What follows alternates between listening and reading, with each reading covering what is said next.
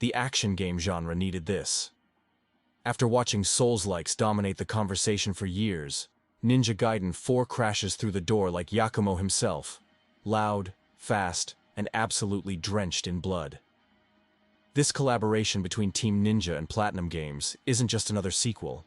It's a statement that old-school character action games still have plenty to offer. Playing as the Raven Clan's Yakumo instead of series veteran Ryu Hayabusa feels bold at first.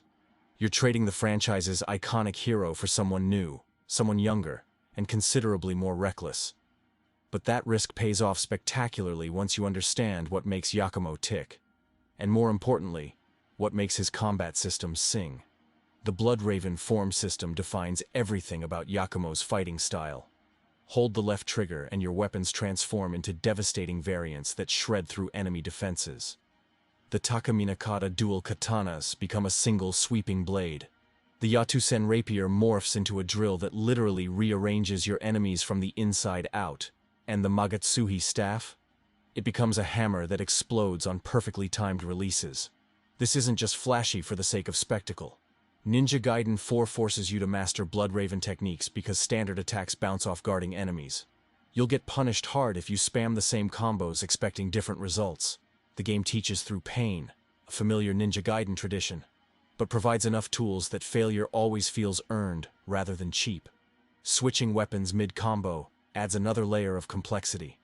The 4 weapon types, dual katanas, rapier lance, staff, and the Kagehiruko ninja toolbox, each handled distinctly enough that you'll naturally gravitate toward favorites. I spent hours perfecting the hammer's explosive timing, while my friends swore by the drill's raw damage output. That kind of player expression keeps combat fresh across the 15-hour campaign. The dismemberment system returns with visceral satisfaction. Severing limbs doesn't always kill enemies. Sometimes they keep fighting, which means you need to follow up with obliteration techniques. Combined with the ultimate technique, every encounter becomes a dance between aggression and calculated risk. Some enemies prove more annoying than challenging, though. Those flying lanterns that lob projectiles before kamikaze diving into you. They break combat flow when multiple spawn simultaneously. A few boss fights lean too heavily into Dark Souls-style tank battles with wide sweeping attacks that test patience more than skill. The smaller, human-sized bosses showcase the combat system's strengths far better. Yakumo's personality needs more development. He's competent and dangerous, sure, but also frustratingly one-note.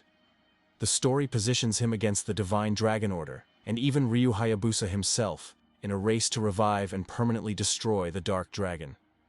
Tokyo literally rains blood from the creature's corpse, creating apocalyptic stakes that should hit harder emotionally.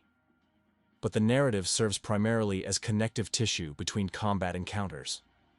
Sayori, the priestess, and various Raven Clan members populate cutscenes without leaving memorable impressions. Even Ryu, when you finally play as him for several chapters, retreads levels you've already completed as Yakumo. Fighting identical bosses a second time feels like padding rather than meaningful content. Ryu's sections do showcase the design philosophy differences between developers. His gleam form mechanics and traditional Ninpo spells feel closer to classic Ninja Gaiden, while Yakumo embodies PlatinumGames' signature style, faster, flashier, more acrobatic. This contrast actually strengthens both characters by highlighting what makes each unique. The post-game content justifies multiple playthroughs. Trials mode throws unique challenges at you: restricted Blood Raven usage, one-hit death conditions, specific weapon requirements. These aren't throwaway extras. They force mastery of systems you might have ignored during the campaign. Higher difficulties transform enemy behaviors and placement. Normal mode provides satisfying challenge without overwhelming newcomers. Master Ninja difficulty exists for those truly dedicated to perfecting their craft. The soundtrack deserves special mention too. Hard rock and post-metal tracks with vocals that intensify boss encounters perfectly. I've replayed fights just to experience the music again. The artistic direction leans heavily into cyberpunk Tokyo aesthetics, with neon-soaked environments. While visually competent, locations blend together after extended play. 4 repeating design themes across the entire campaign creates monotony that more varied settings could have prevented. Ninja Gaiden 4 proves that Team Ninja and PlatinumGames understand what makes action games compelling. Deep combat systems reward mastery. Challenging difficulty respects player skill. Post-game content extends longevity beyond initial completion. The collaboration between two genre masters produces something that honors the franchise's legacy while carving new ground. Yakumo may not immediately win over Ryu purists, but his Bloodraven-enhanced moveset offers enough depth and creativity to stand on its own merits. This is action gaming at its most unapologetic. Brutal, demanding, and endlessly satisfying for those willing to meet its challenge. The Year of the Ninja ends with exactly the kind of adrenaline-fueled exclamation point it deserved.